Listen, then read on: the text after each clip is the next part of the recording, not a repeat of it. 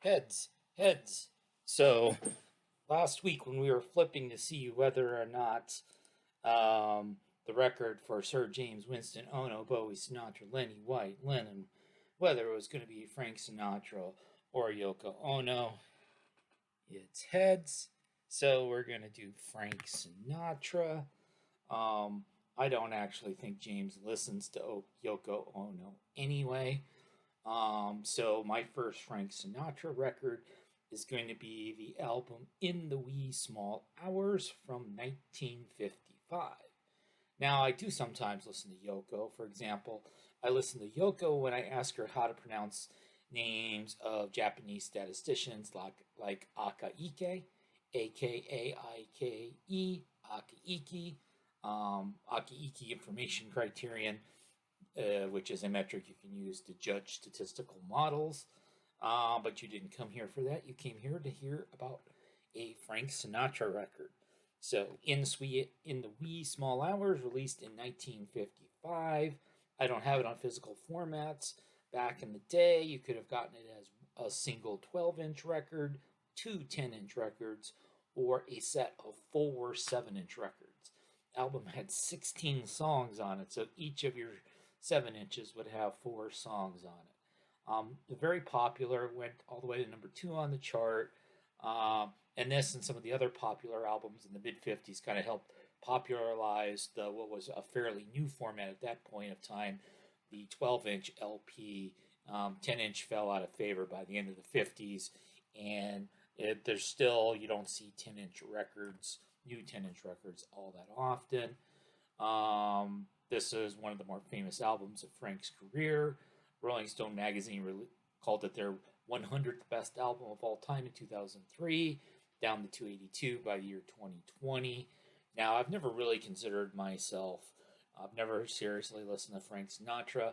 I don't consider myself a fan of 50s music, particularly your traditional pop, easy listening, vocal jazz ish sort of stuff. So, doing some research, apparently just about everything except the first song was from the so-called Great American Songbook, so standards. Um, and so I'm not going to go through every single track. Track number 2 on the first side, called Mood Indigo. Duke Ellington was one of the songwriters on this. I like this track probably more than anything else on the first side, maybe more than anything else on the entire album. So you got Frank kind of crooning. The music is in the background. It's really low and muted. The nice bass line, muted trumpet. Reading a review of it, this was kind of considered to be the purest jazz song on the album. Third song, Glad to Be Unhappy, written by Richard Rodgers and Lawrence Hart. Um, it's like you've got sort of like the sweet and sour going on. The music's sweet, the lyrics sad. Is this like proto The Cure? Actually, sort of the sweet and sour thing. I kind of like, and this does a lot of. There's a lot of sad, melancholic songs on this particular album. Fourth song, I Get Along Without You Very Well by Hoagy Carmichael. It's got a little bit too much of that schmaltzy strings going on. Fifth song, Deep in a Dream. Frankie's depressed, singing about cigarette smoke, and there's some lyrics about cigarette smoke that was cool in the 50s. And I know, reading up, I think his marriage with Ava Gardner was pretty much in the dumps at the time that this was being made. It's almost like a concept album about Frank being bummed out. Last couple of songs, again, you've got too much of, for my taste, of the mainstream orchestra sound and the strings.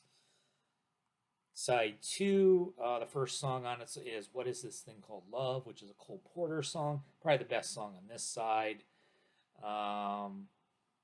And although Ill Wind, which is the fourth song on the second side, also probably after Mood Indigo, the jazziest of the songs. An interesting little anecdote I saw about Last Night When We Were Young, which was track number 10, the second track on side 2. Apparently, Frank Sinatra had asked this guy named George Van Epps, who was sort of their session guitarist, to slow down the short guitar solo. So there's no shredding on Frank's records. No shredding. And there's a song called Dancing on the Ceiling. This is not Lionel Richie. And so, I'm not going to say that this has turned me into a Frank Sinatra fan. Probably not going to seek out buying any of his albums. Also, the whole My First video series, I'm going to kind of put it in hibernation for now, so I'm not going to be doing it on a weekly basis anymore. I'll do it on an occasional basis.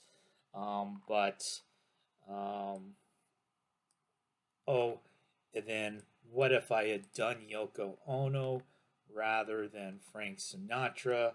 What would have happened? Well, I wouldn't have been talking about mainstream traditional pop and strings